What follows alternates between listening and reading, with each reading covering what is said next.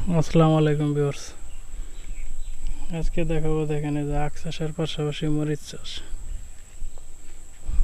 দেখেন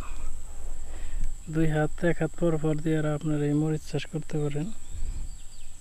দেখেন মরিচে ফুল চলে আসছে, এটা অরিজিনাল দেশি এবং খুব ঝাল মরিচ, এবং এই মরিচের সেন্ট অতুলনীয়।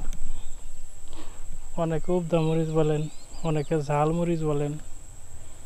এবং মরিচটা সাধারণত এই মরিচটা সাধারণত নিচের দিকে থাকে, কিন্তু এই মরিচ গাছটা একদম উপর দিকে ধরে থাকে।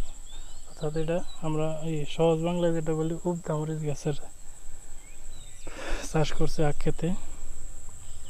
তো বন্ধুরা, যারা আখ চাষের পাশাপাশি মরিচ চাষ করতে পারেন তারা করতে পারেন। মূলত এই যে দেখেন এইখান থেকে এইখান মাঝখানের পাশ দিয়ে দেখেন মরিচ গাছ বুনছি, 4 হাত দূরত্ব থাকে। 4 হাত গ্যাপের মধ্যে দেখেন অনেকটাই গ্যাপ থাকে, এই গ্যাপের মধ্যে মরিচ রোপণ করছি। তো আমার পারিবারিক চাহিদা মিটানের একমাত্র মরিচ গাছ এইগুলো।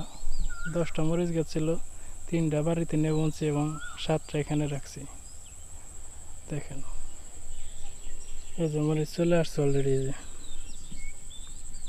দেখছেন মরিচ কিন্তু চলে আসছে। তো ভিউয়ার্স, যারা আখ খেতে মরিচ চাষ করতে পারেন এই টেকনিকটা ফলো করতে পারেন। যাতে বর্ষা মাস চলে আসছে, এই বর্ষা মাসে কিন্তু কাঁচামরিচের দাম প্রচুর পরিমাণে দাম থাকে এবং পাওয়া যায় না, খুব ক্রাইসিসের মধ্যে থাকে। এই সময়টা আপনারা ব্যাকআপ দেবে কাঁচামরিচ, যা আপনার পারিবারিক চাহিদা মিটিয়েও ফ্যামিলির অন্যান্য সদস্যকে দিতে পারবেন।